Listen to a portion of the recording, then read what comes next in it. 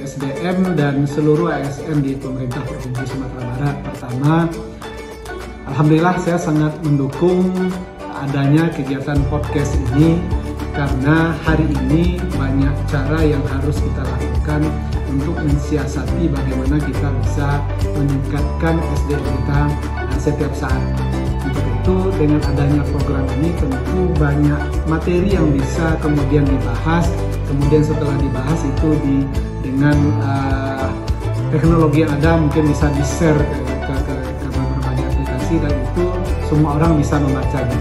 Sehingga sekarang belajar itu tidak harus hadir di ruangan, tidak harus membaca di buku secara apa, tapi juga hal-hal seperti ini sangat baik.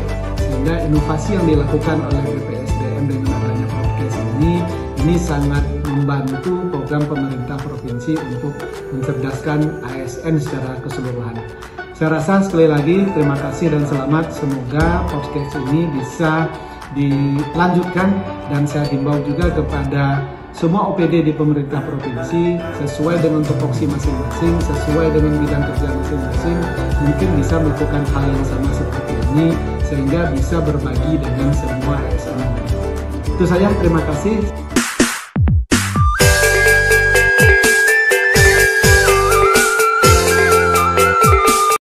Assalamualaikum warahmatullahi wabarakatuh. Bapak Ibu ASN, selamat bergabung dalam podcast HRD BPSDM Provinsi Sumatera Barat. Tujuannya dilaksanakan kegiatan ini adalah sebagai implementasi untuk mendukung tugas pokok BPSDM Provinsi Sumatera Barat dalam melaksanakan pengembangan sumber daya manusia, aparatur di bidang penyelenggaraan urusan pemerintahan yang menjadi kewenangan pemerintah daerah dan juga untuk memenuhi hak 20 jam pelajaran per tahun aparatur sipil negara. Lokasi podcast HRD BPSDM Sumbar. 1. Dalam rangka pencapaian target indikator pengembangan kompetensi ASN minimal 20 jam per tahun, sedangkan anggaran untuk melaksanakan diklat teknis selalu terbatas. 2. Memanfaatkan ide podcast yang sedang naik daun. 3. Dengan penetapan jabatan pengawas menjadi BLT, analis, Bangkom perlu mengumpulkan angka. 4. Tempat praktik belajar digital marketing bagi para widya suara BPSDM khususnya jenjang media dan utama yang harus banyak melakukan kegiatan mandiri. Dalam pelaksanaan tupoksi BPSDM Sumatera Barat didukung oleh A. Sekretariat, B. Bidang sertifikasi kompetensi dan pengelolaan kelembagaan, C. Bidang pengembangan kompetensi teknis, D. Bidang pengembangan kompetensi jabatan fungsional, E. Bidang pengembangan kompetensi manajerial, F. Kelompok jabatan fungsional. Kebijakan nasional tentang pengembangan kompetensi ASN diamanatkan dalam Undang-Undang Nomor 5 Tahun 2014 tentang aparatur sipil negara. Jadi setiap ASN mendapatkan hak pengembangan kompetensi setiap tahun dalam rangka pengembangan karirnya. Jenis kompetensi yang harus dikuasai ASN adalah kompetensi manajerial, teknis, dan sosial kultural. Untuk menyelesaikan misi pemerintah Provinsi Sumatera Barat mewujudkan tata kelola pemerintahan dan pelayanan publik yang bersih, akuntabel, serta berkualitas, dibutuhkan ASN yang memiliki kompetensi di bidang tugasnya masing-masing. Mengembangkan kapasitas ASN ini dilakukan oleh BPSDM, yaitu pelatihan dan non-pelatihan, dan BKD untuk pendidikan formal dan tugas belajar di Provinsi Sumatera Barat. Bagi ASN yang mengikuti rangkaian kegiatan podcast ini, sejumlah 4 tayangan akan diberikan e-sertifikat dengan ketentuan sebagai berikut. Mengisi daftar hadir pada waktu tayang, memberikan like and subscribe pada setiap tayangan. Semua kegiatan ini bermanfaat dalam menambahkan kompetensi dan menjadikan ASN Provinsi Sumatera Barat yang rancak, yaitu religius, aktif, netral, cakap, akuntabel, dan kompeten. Terima kasih.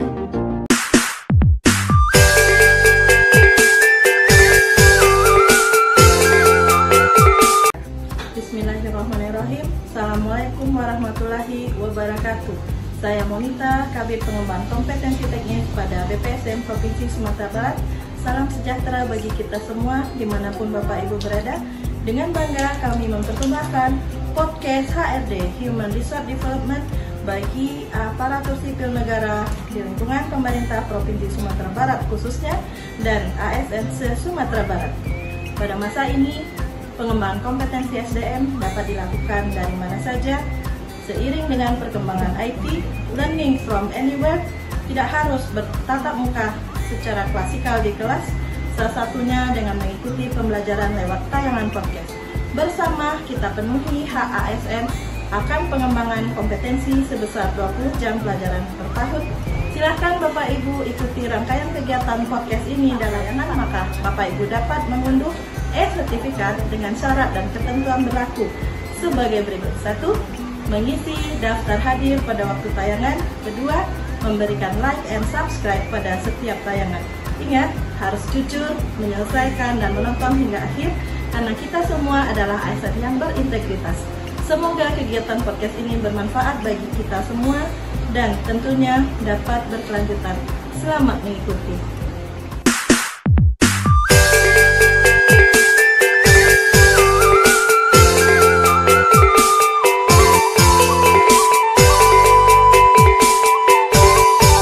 Assalamualaikum warahmatullahi wabarakatuh. Salam sejahtera bagi kita semua. Selamat datang Bapak Ibu dimanapun Bapak Ibu berada. Jumpa lagi dalam acara podcast HRD Human Resource Development yang dipersembahkan oleh Bidang Pengembangan Kompetensi Teknis BPSDM Provinsi Sumatera Barat. Bapak Ibu, izin saya Monita yang akan mendampingi selama 45 menit ke depan. Dan saat ini telah hadir bersama kita narasumber yang sudah tidak asing lagi bagi kita semua. Selamat siang Bapak. Siang.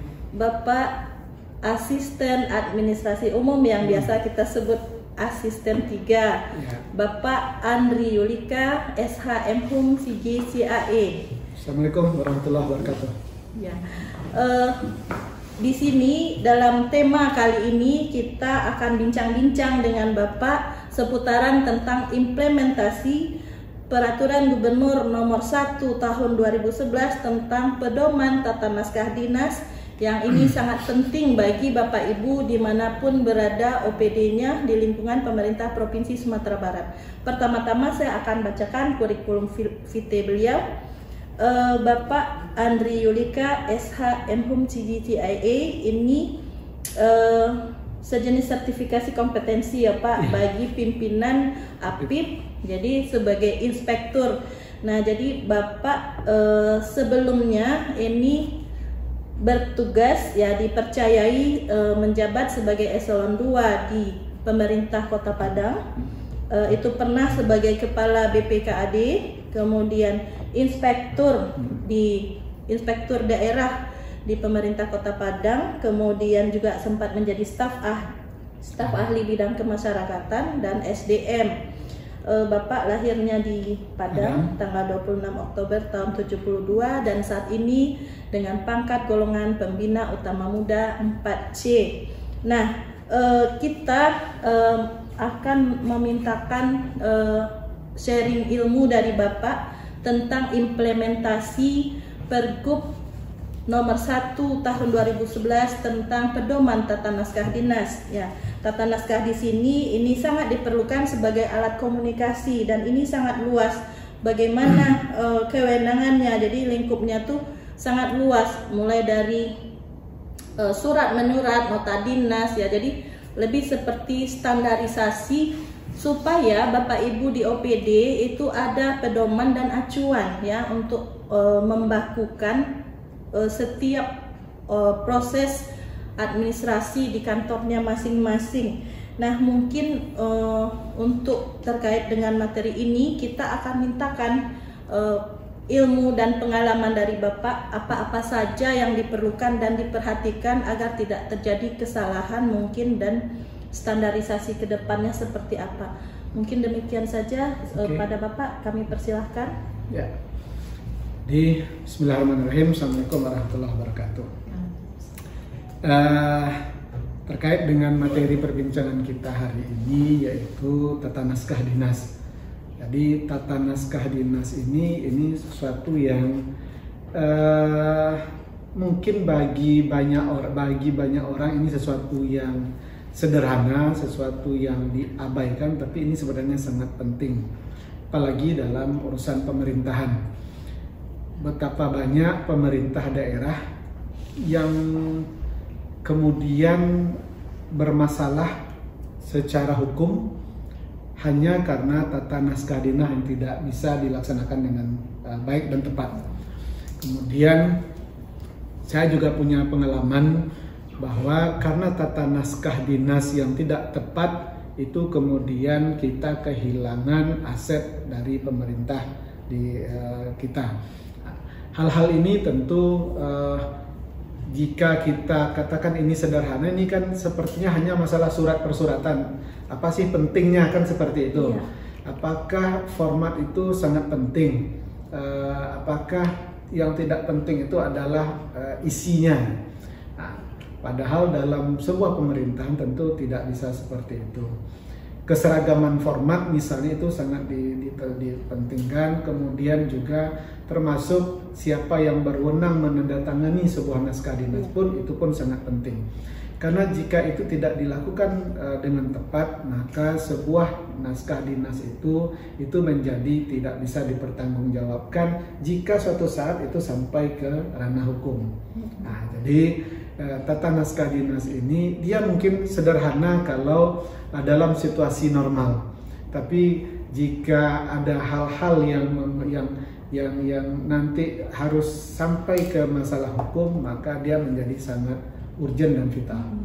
Jadi itu makanya salah satu indikator kenapa tata naskah dinas ini penting, sehingga dia diatur dengan peraturan. Diatur dengan peraturan itu di pemerintah daerah itu diatur dengan Permendagri 54/2009 kalau tidak salah. Permendagri 54/2009 itu kemudian itu yang diturunkan oleh pemerintah provinsi dalam Pergub nomor 1/2011. Nah, kenapa sampai diatur seperti itu? Berarti kan ada hal yang penting yang diatur itu, tidak hanya sekedar untuk keseragaman, tapi juga ada untuk masalah tertentu ini tepatnya diatur dengan apa. Untuk masalah seperti ini, apakah ini produk tata naskah dinasnya cukup surat edaran, atau harus dengan produk hukum. Nah, hal-hal seperti ini tentu mempunyai dampak atau akibat hukum yang berbeda. Sebuah surat, dampak hukumnya seperti apa, sebuah surat edaran seperti apa, kemudian juga menentukan sebuah naskah itu tuh, sebuah surat dinas itu ditujukan kepada siapa.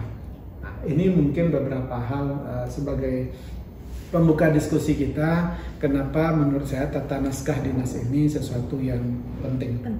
Intinya itu, Bu Monita. Iya, ya. Bapak, kebetulan ini kan pergubnya ini lahir di tahun 2011, Bapak. Kalau hari ini rasanya udah jauh, apakah OPD yang berwenang itu tidak ada melakukan update atau pembaruan, karena rasanya sekarang kita sudah didukung dengan berbagai IT seperti ini ya, e-sign, ESPJ kan. Kami kalau melakukan perjalanan dinas kami bertingkat ya, dari staf sampai kabit, sekretaris, kepala badan itu lewat Pak asisten dulu, baru bisa sampai ke sekda. Nah, ini adalah produk yang diciptakan aplikasinya oleh Kominfotik, Dinas Kominfotik. Nah, apakah memang belum bisa kita mengcovernya untuk mengupdate dari Pergub nomor 1/2011 ini, Pak? Jadi sebenarnya kenapa Pergub ini masih berlaku? Karena pertama tadi dasar kita adalah Permendagri 54/2009. Informasinya Permendagri ini akan disempurnakan, apakah dicabut atau apa, tapi akan diberikan oleh di Kementerian Dalam Negeri itu di 2023 ini. Sehingga tentu kita karena acuan persuratan di kita di pemerintah daerah ini diatur dengan Permendagri, kemudian dituangkan dalam Pergub. Tentu jika kita akan merubah Pergub kita tunggu perubahan dari Permendagri, itu yang pertama. Artinya Pergub kita ini masih sangat relevan, karena yang menjadi dasarnya di atas itu masih berlaku. Kemudian bagaimana, apakah Pergub ini bisa mengakomodir atau mengikuti perkembangan teknologi persuratan hari ini? Nah, sebagaimana kita ketahui, Sekarang sudah namanya paperless, semuanya bisa online, tidak perlu lagi ada fisik suratnya. Ada situ juga tanda tangan elektronik, sehingga tidak harus surat tersebut. Kalau lama-lama kan, kalau dulu kalau tidak ada pejabatnya suratnya nunggu dulu gitu. Sekarang untuk surat-surat tertentu di hampir semua OPD kita itu sudah ada TTE, sudah ada tanda tangan elektronik. Nah, yang itu mengakibatkan administrasi persuratan kita tetap bisa jalan walaupun pejabatnya tidak ada. Nah, lalu apakah ini sudah diakomodir dalam Pergub 1 2011? Sebenarnya untuk tata naskah dinas kita ini, di samping Pergub 1 2011 ada Pergub 14 2018. Pergub 14 2018 ini mengatur terkait dengan surat-surat elektronik kita, yang sebenarnya itu dari sisi materi teknis persuratannya masih yang sama dengan 1 2011. Ini hanya mengakomodir hal-hal yang baru tadi, misalnya tanda tangan elektronik segala macam. Dan itu semua format yang bentuk surat, karena kan di dalam Pergub 1 2011 kan sampai ke format sudah ditentukan. Nah, bentuk surat, kalau surat seperti apa, kalau surat edaran seperti apa, kan sudah ditentukan semua formatnya. Formatnya itu kemudian diambil oleh Pergub 14 2018 ini, sehingga semuanya sudah bisa. Artinya Pergub 1 2011 dan Pergub 14 2018 yang hari ini berlaku itu sampai hari ini memang dua aturan itulah yang mengatur persuratan tata naskah dinas kita di pemerintah provinsi. Kemudian apakah karena sudah 11 tahun itu ini harusnya kan tidak ada lagi permasalahan persuratan kita. Nah, tapi kenyataannya untuk hal yang materi yang sama kadang diatur dengan dua bentuk yang berbeda. Atau sama-sama surat tapi formatnya berbeda-beda. Nggak usah lah yang format, mungkin yang standar saja, jenis dan ukuran huruf. Itu kan sudah ditentukan semuanya. Kalau tidak salah untuk surat itu New Times Roman ya, atau Arial ya, 12. Tapi ada yang OPD karena mungkin ingin hemat kertas, kemudian dibikin fontnya 10 mungkin, sehingga kita yang bacanya pun harus apa? Ini kan hal-hal sederhana yang harusnya tidak bisa lagi. Nah, lalu kenapa sudah selama itu kok masih ada yang apa? Nah, ini tetap saja sebuah aturan itu, karena kan juga kita di pemerintah ini juga berganti. Yang dulu senior yang mungkin mengerjakan surat mungkin sudah naik ke atas, kemudian diganti dengan pegawai baru yang mungkin belum mendapatkan sosialisasi. Sehingga beberapa waktu yang lalu melalui biro organisasi kita sudah bikin edaran terkait dengan tata naskah dinas ini. Saya lupa nomornya. Itu untuk kita mengingatkan kembali tata naskah dinas kita sesuai dengan Pergub 1 2011 ini. Jadi tidak ada alasan karena ini sudah 11 tahun kemudian dianggap semua kita tahu, itu ya. Tapi tetap saja untuk bagaimana menghindari, meminimalisir kesalahan-kesalahan, tetap saja harus kita terus sosialisasikan. Nah, gitu, Monika. Ya, siap. Jadi tadi Pak, bisa kita pahami Bapak Ibu ASN di mana aja berada, tetap kita masih bisa memakai, masih relevan. Ya.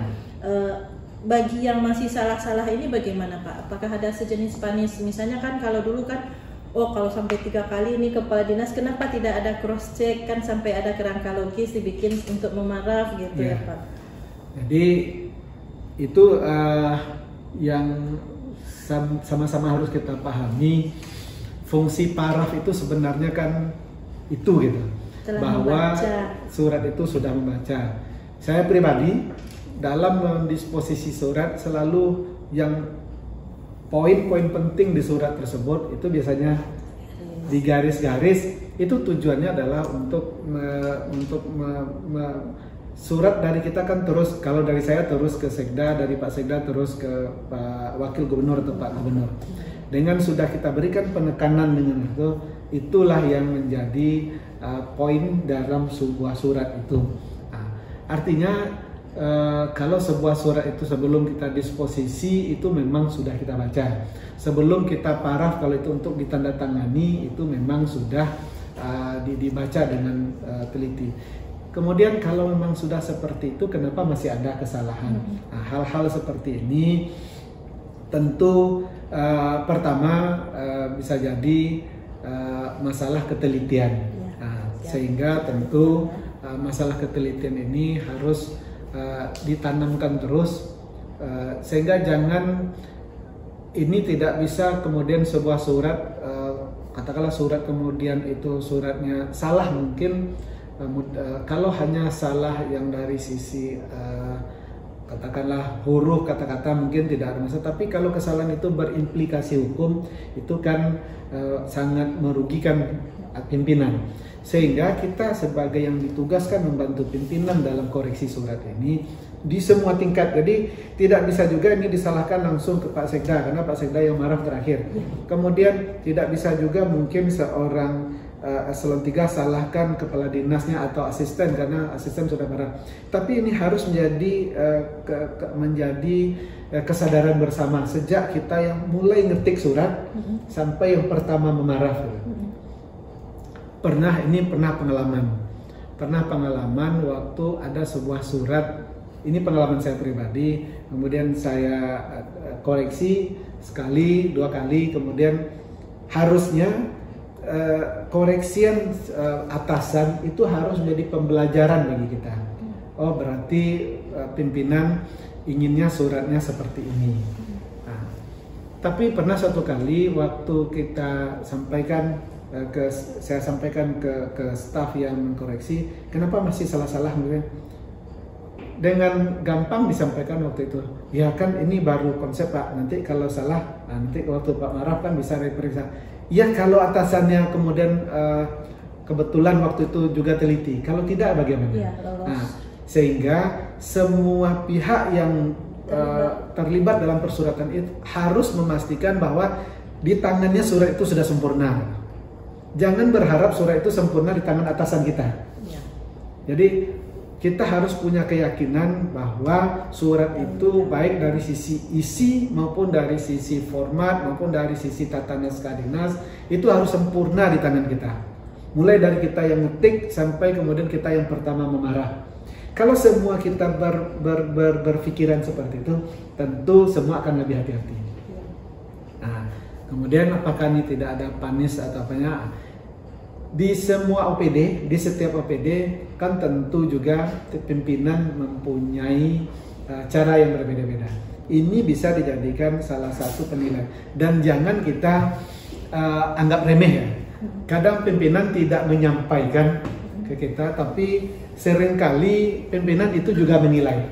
Dia akan menilai mana staf yang teliti, mana staf yang bekerja itu memang dengan sungguh-sungguh, mana yang hanya selesai mengerjakan tugas saja. Jangan kita sampaikan, oh mentang-mentang mungkin atasan kita tidak marah begitu surat yang kita paraf, kemudian ada yang mungkin letaknya salah, kemudian nggak usah lah dari sisi dari sisi estetika saja. Mungkin waktu tidak apa namanya, kalau tidak center misalnya, sehingga seratnya tidak eye catching gitu, jadi tidak enak kita melihatnya. Kemudian ada mungkin yang harusnya rapat kiri kanan mungkin terlupa. Ini kan hal-hal yang sederhana, tapi bagi pimpinan itu menjadi catatan gitu. Sehingga saya menghimbau kepada semua kita yang terlibat dalam sebuah persuratan, mulai dari yang mengetik sampai yang menandatangani, misalnya pimpinan OPD, itu memang harus memastikan surat itu sempurna di tangan kita. Nah, itu.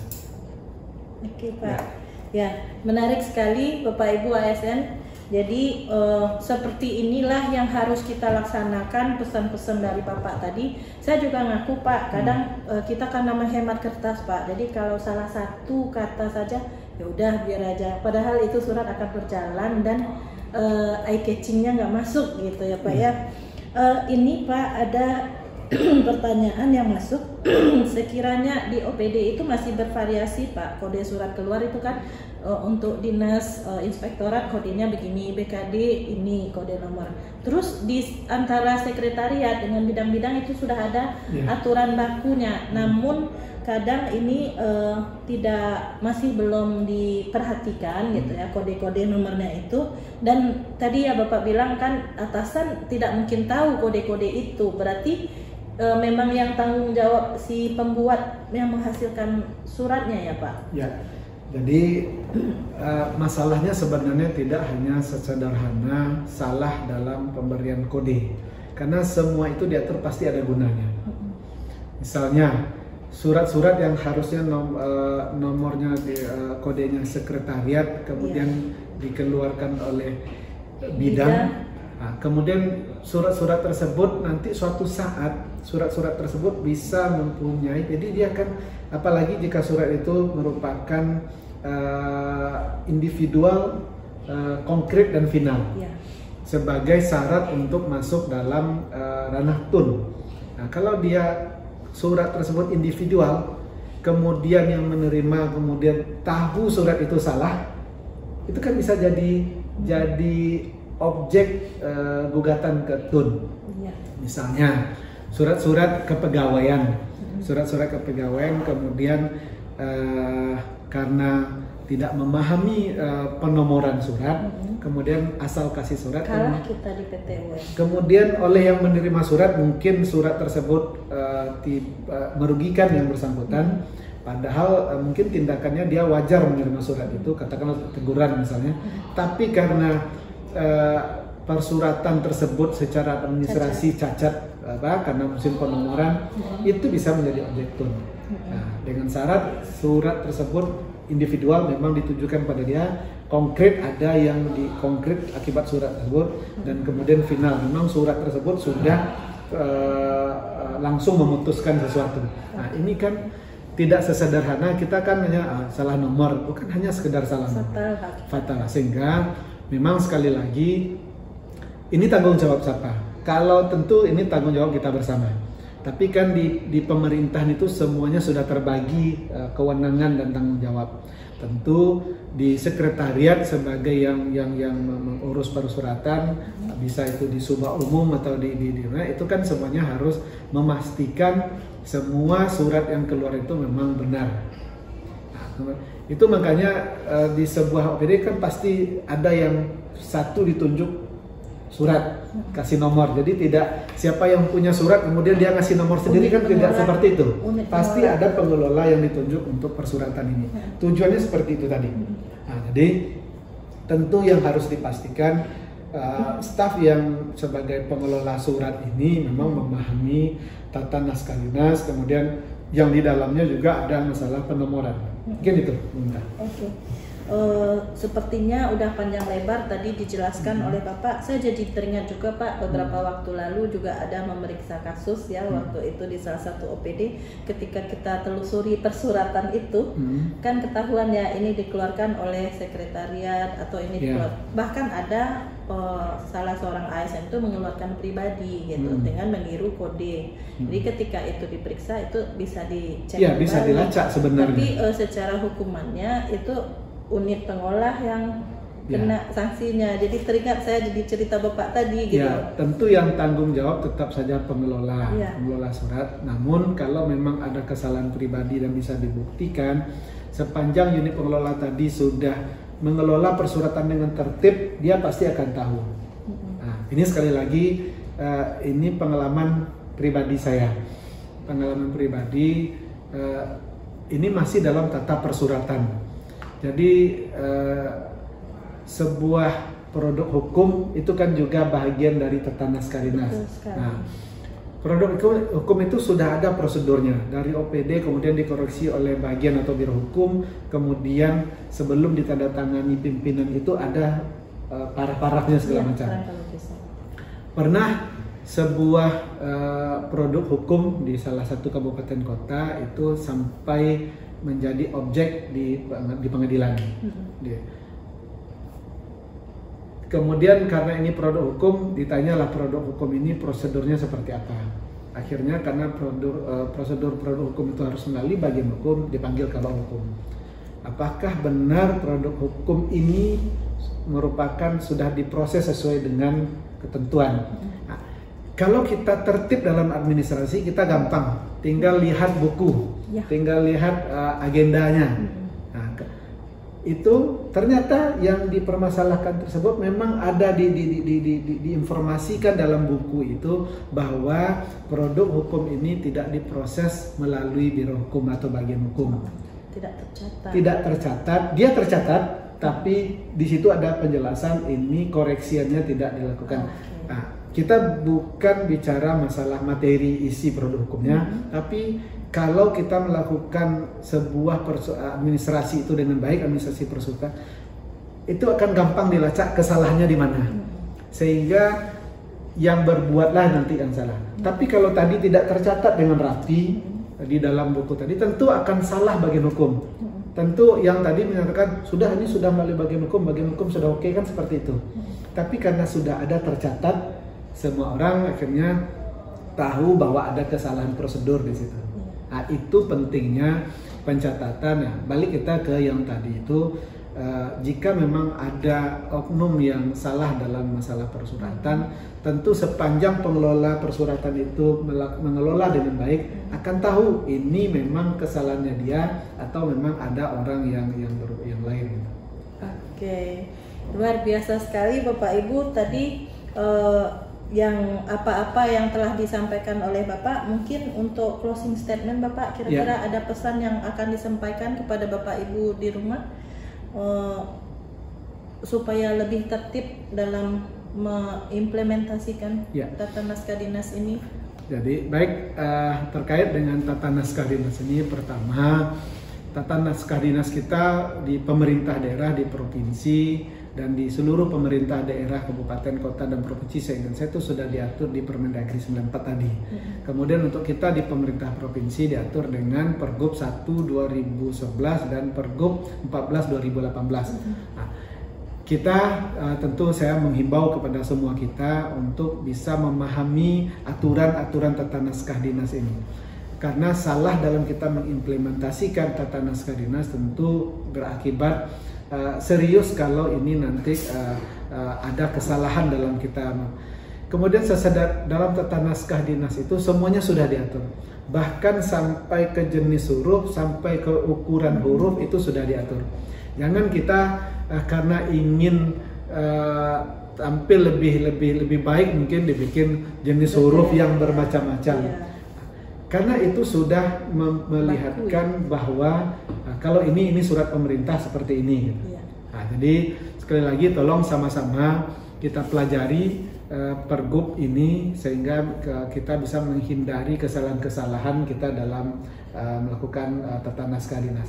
Jika kita sudah kesalahan dalam tata naskah dinas ini tidak saja hanya berakibat administrasi, tapi juga bisa pada akibat-akibat yang lebih jauh dari sekedar administrasi. Mungkin itu sebagai closing statement. Terima kasih banyak Bapak.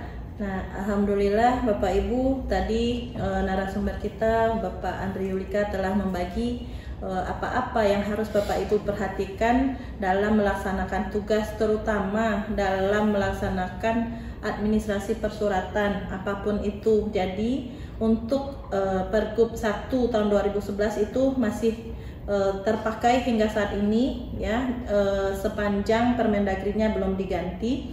Jadi mohon kepada ASN baru yang mungkin baru saja ditempatkan di sana, mari kita baca lagi ya untuk format tata naskah dinas, apakah itu laporan sampai ke paragraf atas, bawah, rata kanan, rata kirinya, tolong dibaca-baca lagi. Dan keseragaman itu perlu, bukan hanya untuk isi, format, dan tata naskah dinasnya saja.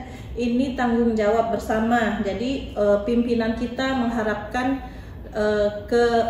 kedisiplinan kita, jadi mulai dari yang mengetikkan surat sampai ke JFT-nya, sampai ke kabid, sampai ke sekretaris, kepala dinas, sampai surat itu sampailah nanti kepada Pak Asisten dan kepada Pak Sekda, apalagi yang diteruskan sampai ke Wagub dan Bapak Gubernur. Jadi kitalah yang membantu bapak-bapak pucuk pimpinan di atas agar pekerjaan kita ini semakin baik pelayanannya kepada masyarakat. Mungkin demikian saja. Mungkin ada sedikit yang tertinggal.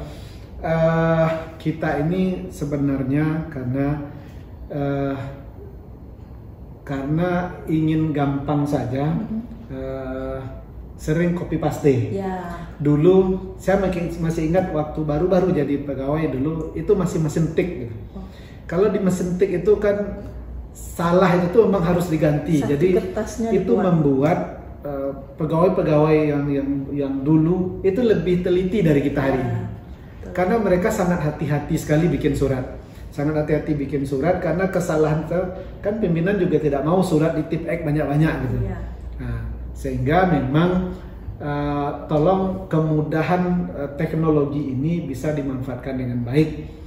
Dulu orang sangat hati-hati. Saya masih ingat bahkan skripsi saya betul masih mesin tik itu. Iya Pak. Tahun berapa itu Pak? Tahun 9 berapa ya di draft itu tahun 95. Waktu itu masih baru, kemudian setelah 96 itu. Komputer itu kan dulu ada di dalam pakai WS dulu, pakai Lotus kan itu dulu yang dipakai. Itu masih dicampur dengan mesin tik waktu itu karena tidak semua pegawai yang bisa waktu itu. Nah, sekarang dengan adanya teknologi ini tolong dimanfaatkan sehingga tingkat kehati-hatian, jangan kemudahan yang diberikan teknologi ini justru disalahgunakan sehingga kita main copy paste padahal sudah diatur. Dulu orang ngatur rapat kiri rapat kanannya itu pakai jadi mesin tik itu. Sekarang tinggal sudah diatur di suratnya. Jadi jangan lagi ada surat yang karena terlalu mepet ke kiri dan kanan. Kemudian begitu surat itu dijadikan arsip harus dilobangi, tulisannya sudah kena gitu. Ya. Nah, ini kan sesuatu hal yang fatal sebenarnya. Dia sederhana tapi berakibat fatal. Nah, itu mungkin tambahan. Oke, terima kasih banyak Bapak. Demikian tadi kita sudah sampai di penghujung sesi ini. Di lain waktu kita akan berdiskusi lagi untuk hal-hal yang perlu kita bahas dan kesemuanya itu dibutuhkan bagi Bapak Ibu ASN dimanapun Bapak Ibu berada. Saya mengucapkan permohonan maaf jika ada hal yang tidak pada tempatnya. Wabillahi taufik wa hidayah. Assalamualaikum warahmatullahi wabarakatuh. Terima kasih banyak Bapak telah meluangkan waktu bersama kami. Oke, sama-sama.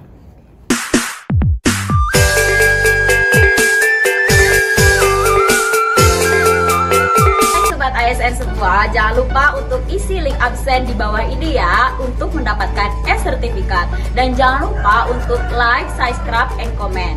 Terima kasih.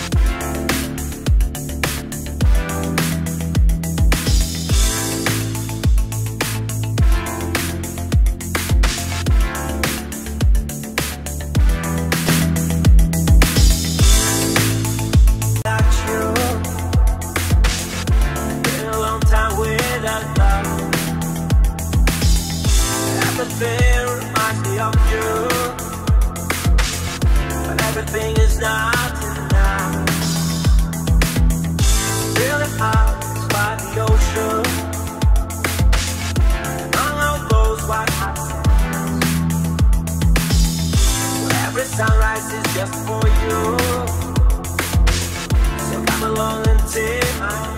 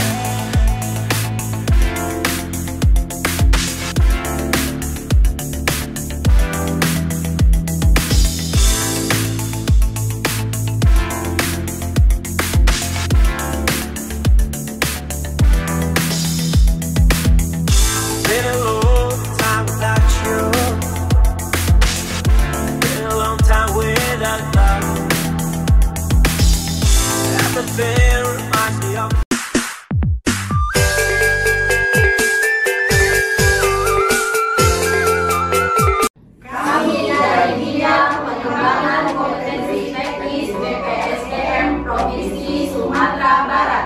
Semoga video podcast yang kami persembahkan bisa bermanfaat untuk kita semua. Demi Sumatera Barat yang lancar, religius,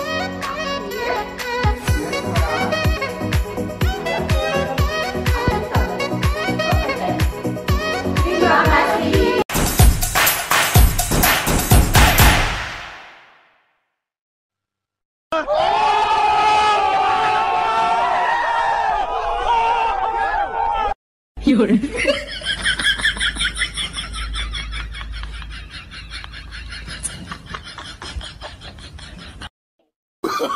Oh, no, no, no, no.